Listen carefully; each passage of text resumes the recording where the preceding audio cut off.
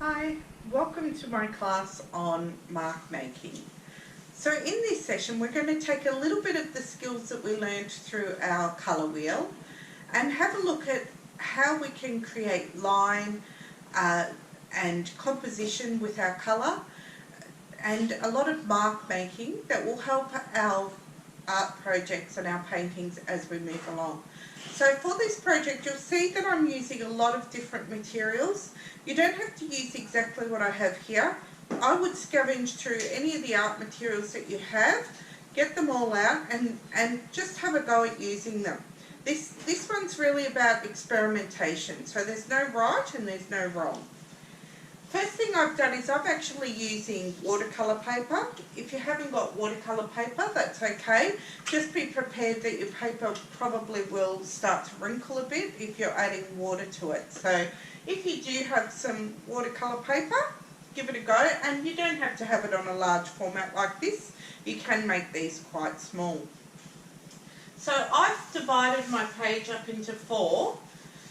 Just using masking tape. One little hint with the masking tape, make sure you make it a little less sticky than it normally is. So rub it on your clothes or something so that you take a bit of stick out of it, because otherwise when you take it off your paper it will rip the paper with it. So the reason I have used the masking tape is so we have no borders, we have a little bit of a surprise at the end, and we don't have to worry about feeling like we're contained in a small area, because sometimes if I was only drawing on this area, my marks would be quite controlled within that space.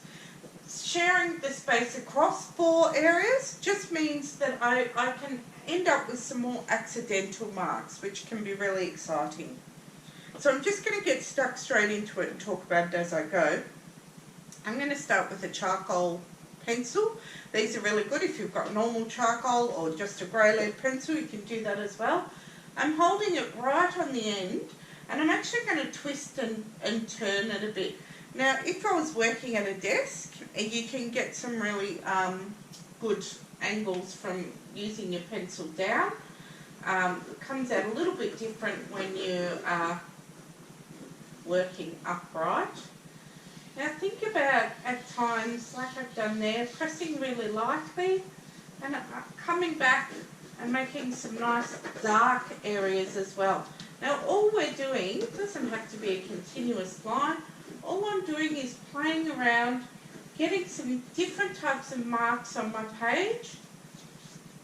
And the reality is that I may not even see any of these at the end, or I might see a little bit of one of them, and that's good because that can mean that I might just see like a little random piece of line somewhere. So I'm going to come in here and do quite a lot of little scribbly bits, just moving my pencil around, thinking about what type of line I haven't already done.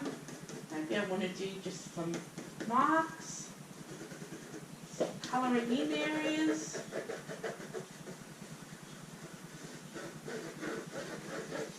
I do love this charcoal pencil. It does pick up a little bit of the paint when we paint a bit later on, so I kind of like how that happens. If you don't like that, well then you might not want to use the charcoal pencil, you might just want to use a grey lead pencil. You could use a watercolour pencil and it would partially dissolve, that could be nice too. And you can see just moving it over this one area, I create like a little bit more interest over here.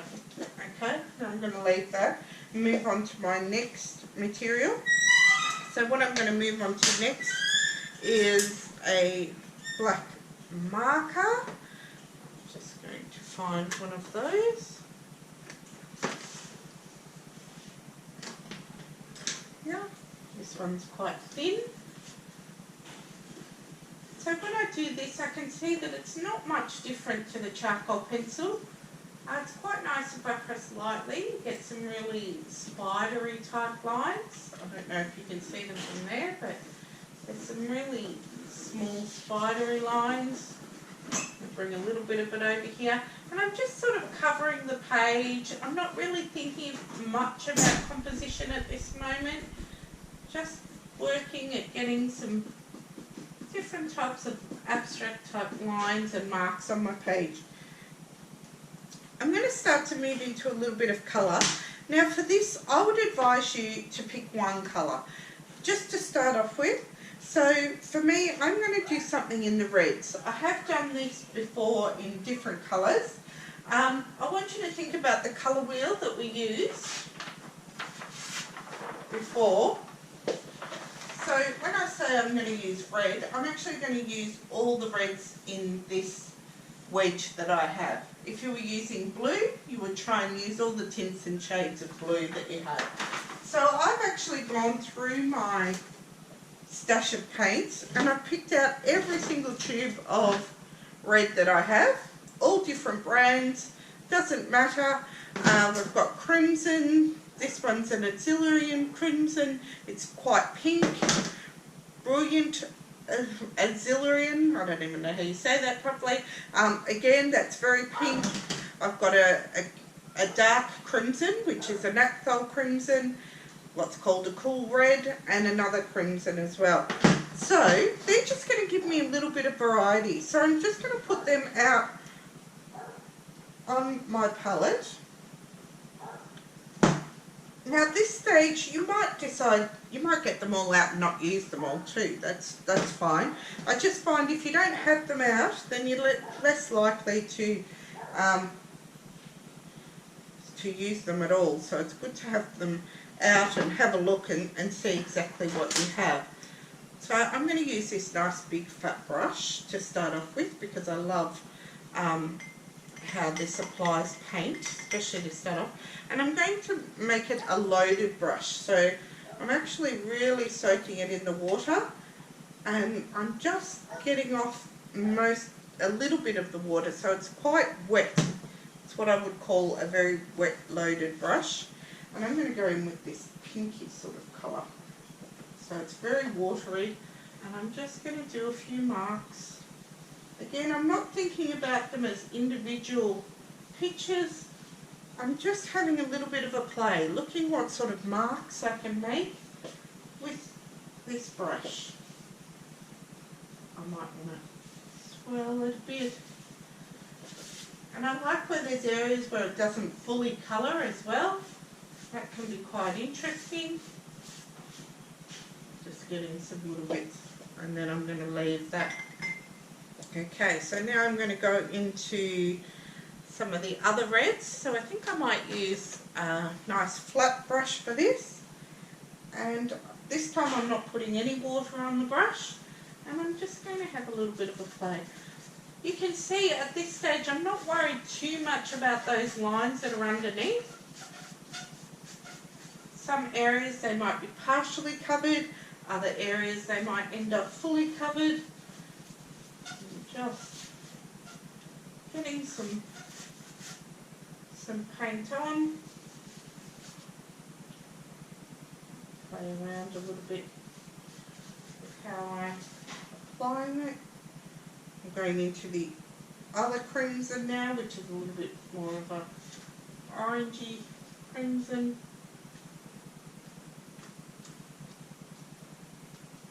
And I'm just thinking about what other ways could I apply this? What could I do? Okay, so we're back. So I've let this dry off a bit. It's not 100% dry. I'm too impatient. So now I'm going to come back with my complementary colours. Now I've gathered three things. I've got a tube of green paint, some green watercolours, green, one of those Crayola slick sticks, they're called. And I'm just going to have a go at bringing some of them in. I don't want to get too wet, so I'm going to start with this crayon type thing. And I'm actually going to think a little bit more about where I place these. Just putting a couple of circles. So I'm thinking about, you know, a bit of a flow, something happening, maybe some up here.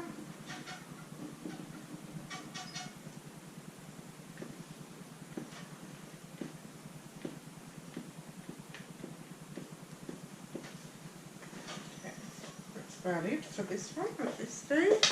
Then I'm going to go onto my brush have a go with some of the paint. Now I'm going to really load up the paint on this because I just want to bring it through, because it is an accent and because there's things that are still a bit wet on there. I'm not quite sure that I want it to mix. I just want it to be there and really hopefully bring your eye in and around the page. Okay, I could stop there, but people who know me will know that I like to overdo things. So I'm actually going to go into my watercolours.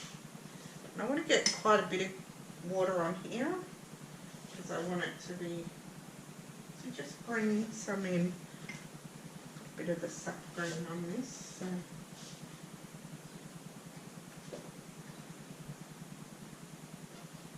Just going to see what it does. Don't need a lot of it. Again, the green's not supposed to overpower, it's just supposed to be a bit of a highlight, bit of an accent. You can see what it does. And I actually think I should leave it there.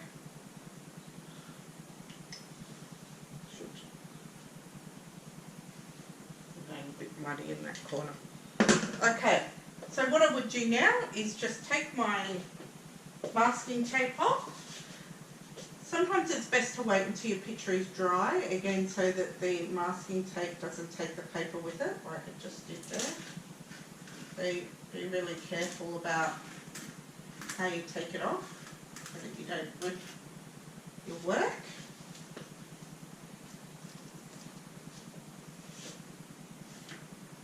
Can be quite satisfying actually, just starting to look at them all as individual pictures, seeing what they've turned out like.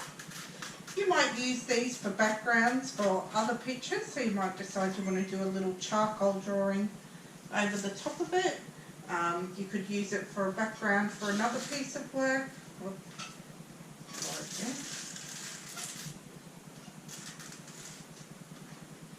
Or you might like to actually cut them up and frame them individually as nice little framed images. Good like that.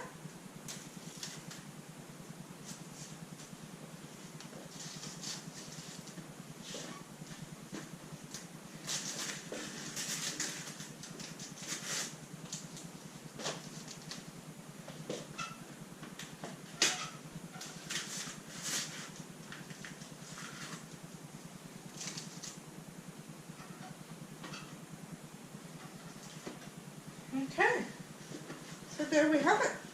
And it can go any way. You might decide that it looks better turned around. You might want to have it this way, just to look at. Thanks for joining.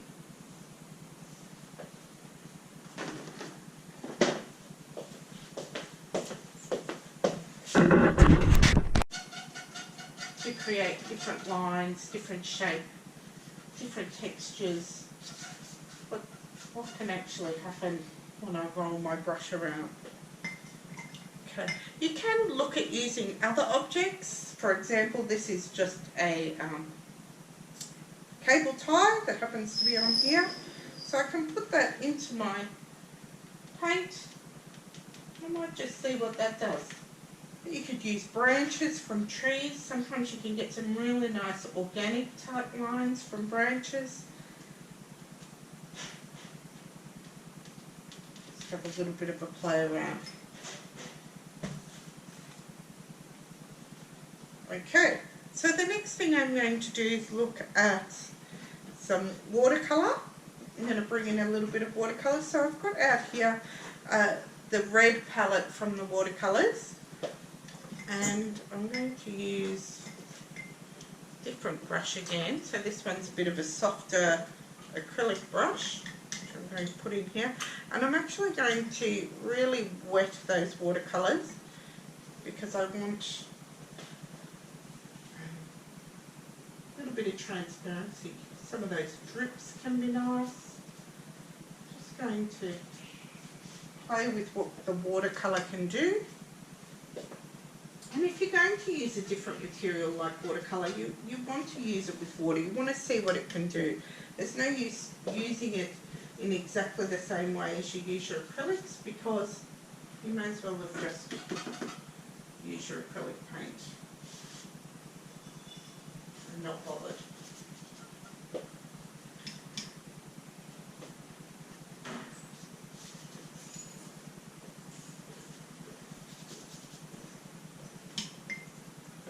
So I'm not necessarily filling up areas, I'm just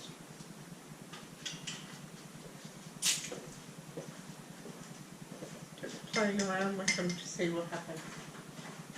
Okay, don't mind that at the moment. A little bit more over here. So in terms of composition, the only thing I'm thinking about would be if there's paint there, then there probably should be paint here. If I've got some marks over here, there should be some marks here. But I'm really just looking at the entire picture. I'm not breaking it down into little squares or anything at this stage.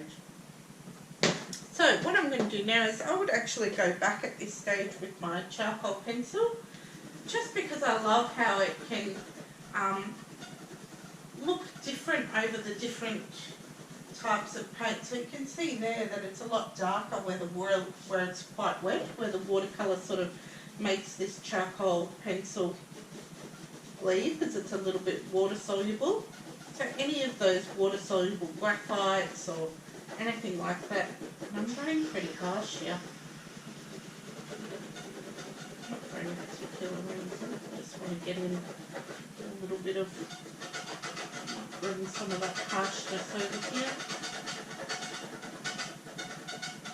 And let it really, you know, I can dig it into the paint that's a little bit chunky. And I'm just going to have that variation between some of those more subtle lines I did earlier, and now like a lot more harshness coming in with this for the second time.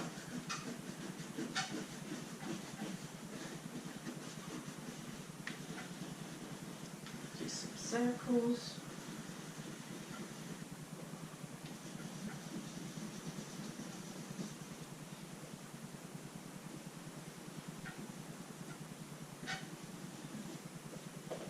Quite random. Alright, what else do I have to play with? I've got here some ink. This is an alcohol ink. I'm just going to use this. This one's a black. I'm just going to use straight onto the paper. It's a bit of a more tube, but I really like the way this black has some real, really absorbs well into the watercolour paper. And you can see, because I'm squeezing it out of a tube, you can get some really different values. So, I mean, as in, if I'm pressing hard, if I'm squeezing hard, then I'm getting a lot more of the ink out. If I'm just using it lightly, then, you know, I can keep it in one place and really let that drip down.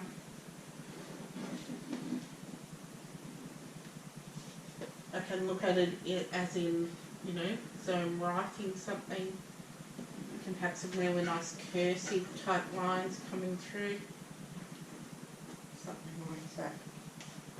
Alright. So at this stage I might choose to let it dry for a while, but I'm just going to keep going for the sake of this, so it's up to you.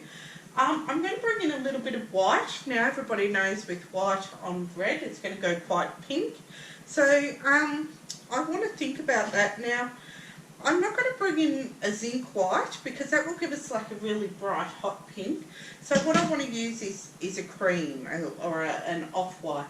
So if you don't have an off-white, all you do is put a little bit of yellow oxide, just a tiny touch or a touch of brown into your zinc white, and just warm it up a little bit. That'll give you a nice warm tone. And you'll be able to see the difference actually. I'll put some out here if you can see it on this crazy palette. This is a zinc white. And this is the warm white, and you can see that it's a lot warmer in colour. So I'm going to use, actually I'm going to use a dry brush, not too big this time, and I'm just going to come in over some of these areas And I'm just almost painting out part of the painting. And you can see it's still going to go quite pink. There's going to be a lot of this pinkish sort of colour coming through, because that's what happens when you add tone to your, add a tint, sorry, to your red paint.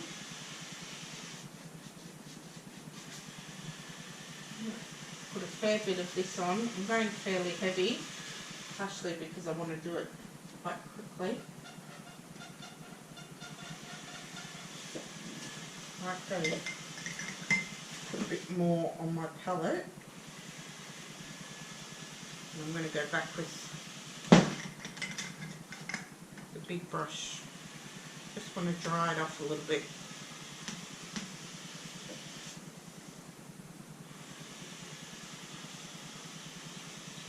I just don't want it to be too wet.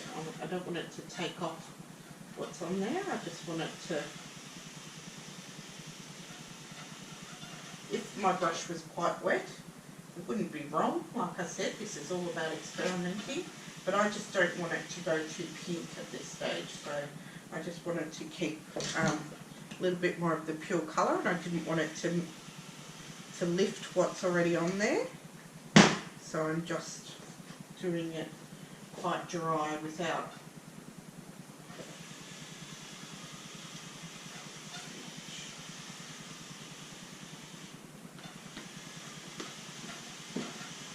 grabbing it. Don't mind how that looks. As well. Okay.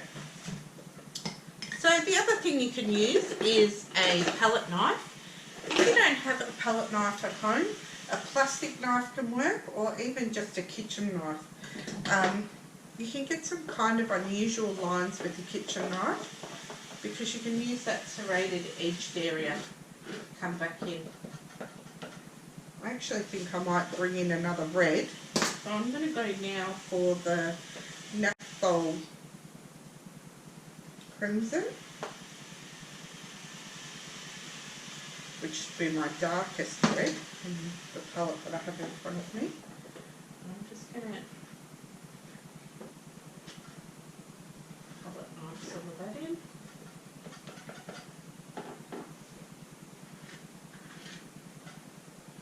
Make it hard for me to see what's going on over on this side.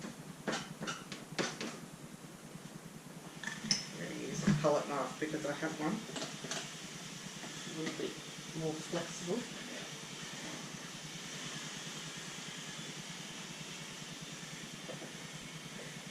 And there's nothing to stop me now if I wanted to come, like, dry it off, come back again with my pencil. I don't mind that as it is at the moment.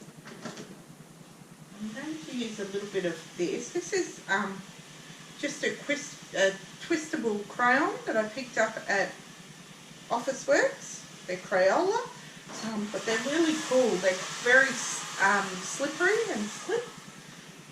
And I really like how they look on the page. They give you that really crayony type mark, which can be really interesting.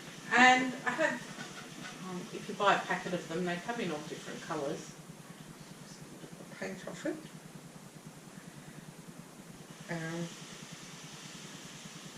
So I'm going to bring that in the black as well.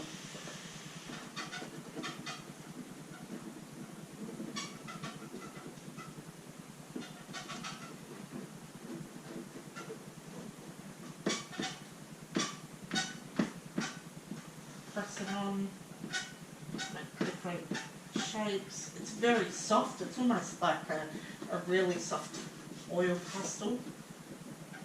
And as you can see, you can get some really nice crayon type marks, especially if you've got a bit of a tooth in the paper, so a little bit of texture in your paper can help. Alright, I'm going to leave that there for now, because I will let that dry. The next step would be to come in and add my accent colour. So if we go back to look at our colour wheel, the accent colour is really good to use, a really good idea is to use the complementary colour. So because I'm using the reds here, my complementary colour would be here in the orange. In the green. So I'm going to bring in a little bit of green just to highlight. And I'll show you what that means. I have one that I did previously. Now this one you can see was mostly in the blues, and I brought in the orange, which is a complementary colour, just to give it a little bit of a spark.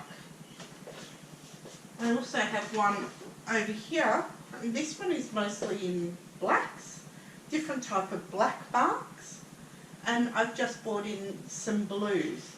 So this one I haven't brought in another colour, which would be the complementary. I could bring in still even some nice bright orange circles or something, and they would really pop off the page. So we also learned when we did our colour wheel that if you mix your complementary colour together, it gets very muddy. So that's why normally at this stage I would let this dry and I would come back to do the complementary colour. So I'm going to do that.